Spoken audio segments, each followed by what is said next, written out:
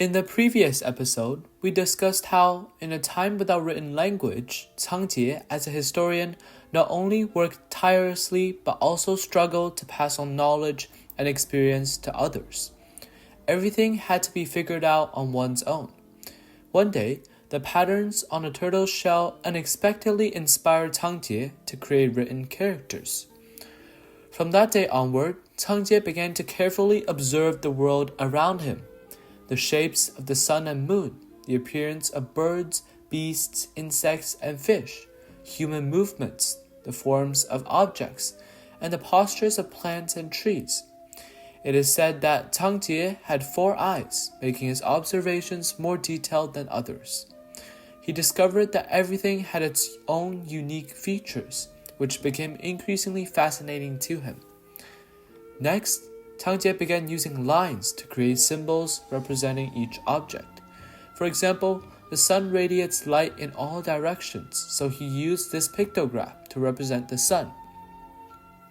The moon's distinguishing feature is its shape, which changes from round to crescent and varies daily, so he used this pictograph to represent the moon. Mountains rise and fall with peaks and valleys, so this pictograph represents a mountain. Water flows with waves and ripples, so this pictograph represents water. Similarly, a simple outline of a person standing from a side view represents a person, and this pictograph represents a deer with antlers on its head.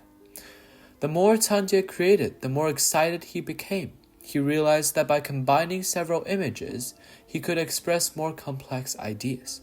For example, this pictograph shows the sun rising from the horizon in the morning.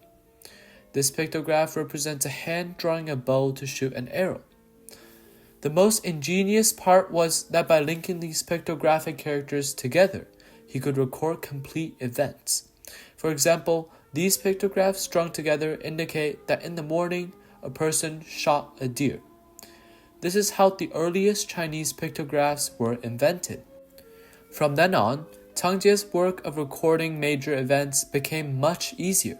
He no longer had to spend his days tying knots and drawing pictures endlessly. Instead, he could simply use lines to create characters that conveyed various meanings. Later, because these pictographs were not difficult to learn, more and more people became proficient in using them. Others built upon the foundation laid by Cangjie, continuing to create new characters or improving and simplifying old ones. Through the efforts of many generations, these characters evolved into the Chinese characters we use today. If you look closely, you'll notice that today's characters for sun, moon, mountain, water, person, deer, dawn, and others still carry traces of their earliest forms.